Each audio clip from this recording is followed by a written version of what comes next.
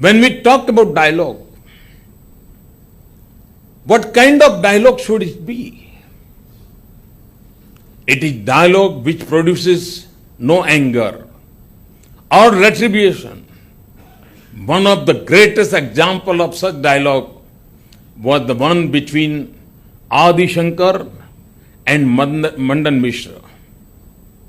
It is worth recalling and describing this ancient example for our modern times.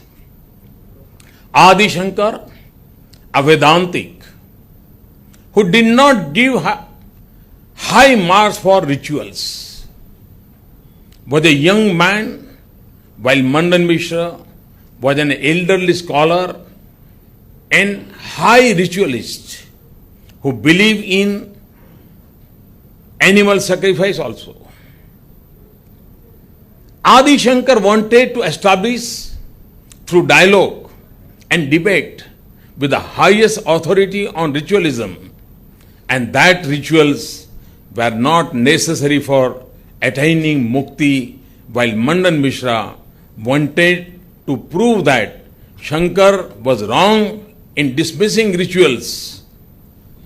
This was how, in ancient India, debates on sensitive issues between scholars avoided such issues being settled in streets. Adi Shankar and Mandan Mishra held a debate and Shankar won. But the more important point is not the debate itself, but how was the debate conducted. It is a fascinating story that will remain one of the highest forms of debate for all times for humanity. It was agreed that if Mandan Mishra lost, he would cease to be householder, Grostha Dharma, and accept sannyas. If Adi Shankar lost, he would give up his sannyas and marry and settle down householder, Grastha life. Mandan Mishra, a high scholar, offered to Adi Shankar, who was young and therefore Mishra considered unequal to choose a referee of his choice. Adi Shankar chose Mandan Mishra's wife, a scholar herself, as the referee. If Mandan Mishra lost, she would lose her husband. But see what she did. She asked both Shankar and Mandan Mishra to wear fresh garlands and then begin the debate, and said that the one whose garland loses its freshness would be declared as the loser. Why?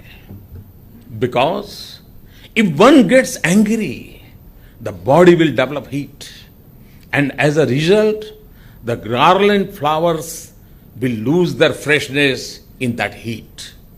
Anger within is a sign of defeat. On this logic, Mandan Mishra was declared as having lost the debate, and he accepted sannyas and became disciple of Shankar. This demonstrates the vitality of dialogue, and that too, dialogue without anger and conflict.